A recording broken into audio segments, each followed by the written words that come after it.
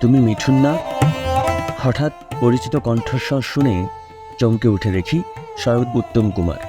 প্রণাম করে বললাম, আপনি এই ভিড়ের মধ্যে আমায় চিনলেন কি করে? বললেন, সে কি, তোমায় আমি চিনব না? বোম্বের মতন জায়গায় তুমি কত কষ্ট করে অভিনয় চালিয়ে যাচ্ছ। ফিল্ম দুনিয়াটা বড় কঠিন জায়গা। একটু জমির জন্য কত লড়াই না করতে হয়। এখানে কেউ কারোর জন্য জায়গা ছেড়ে দেয় না, জোর করে আদায় করে নিতে হয়। মনে রাখবে, বড় তোমায় হতেই হবে। তোমার মধ্যে সে জেদ আছে। কথাগুলো বলে সোজা সেলিব্রেশন পার্টির লনে চলে গেলেন উত্তম কুমার। তার হিন্দি ছবি অমানুষ সুপারহিট হওয়ার বদৌলতে বিশাল পার্টি দিয়েছেন প্রযোজক পরিচালক শক্তি সামন্ত।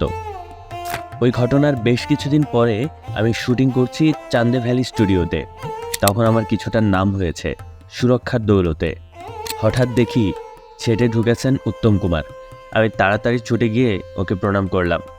বললেন, দরকার আছে তোর সঙ্গে।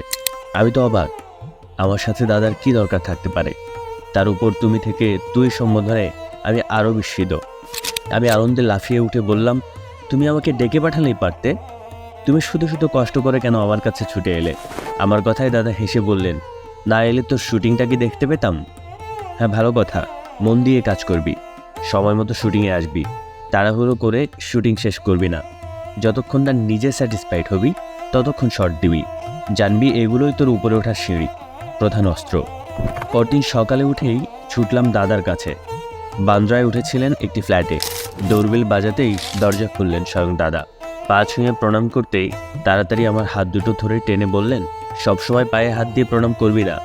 বললাম, বাবা মা শিখিয়েছেন, বলে দিয়েছেন গুরুজনদের প্রণাম করবি। সঙ্গে সঙ্গে দাদা তার উত্তর দিলেন, নিশ্চয়ই করবি, তবে আমার বেলায় বছরে একবার। ব্রেকফাস্টে এসে পুরো লাঞ্চ খাওয়া হয়ে গেল। দাদা শুধু 2 পিস মাখন ছাড়া স্যাকা পাউরুটি চায়ের সাথে খাচ্ছেন। আমি বেনুদির হাতের লুচি, তরকারি, বেগুন ভাজা আর হালুয়া খেয়ে চলেছি। দাদা একসময় খেতে খেতে বললেন, আমার ছবিতে কাজ করবি? ছবির 2টো প্রধান চরিত্র, একটাই তুই করবি, আরেকটাই আমি। কি, রাজি? আমি তো আকাশ থেকে পড়ি। দাদার সাথে কাজ করা আমার সারা জীবনের স্বপ্ন।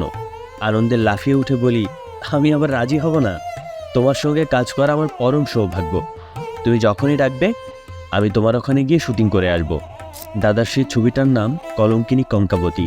ছবিটা পরে দাদাই পরিচালনা করেছিলেন। বেশিরভাগ শুটিং করেছি কলকাতায়।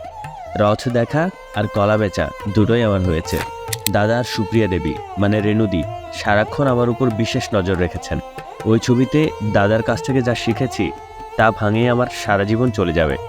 অভিনয়ের সময় হাঁটা চলা, ভাবভঙ্গিমা থেকে শুরু করে কথা না বলে কিভাবে শুধু চোখ আর মাংসপেশি নাড়িয়ে নির্বাক অভিনয়ের অভিব্যক্তি তুলে ধরতে হয় তা কিন্তু প্রথম দাদাই শেখালেন।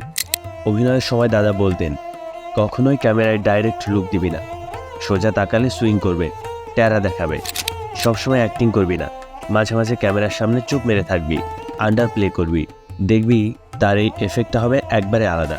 আমার অভিনয়ের মহাগুরু উত্তম কুমার, তিনি নেই, কিন্তু তার স্কুলিং রয়ে গেছে আজও। স্টাররা সম্ভবত আগাগোড়ায় স্টার হয়, যেমন উত্তম কুমার সম্পর্কে কথাগুলো বলেছিলেন মিঠুন চক্রবর্তী।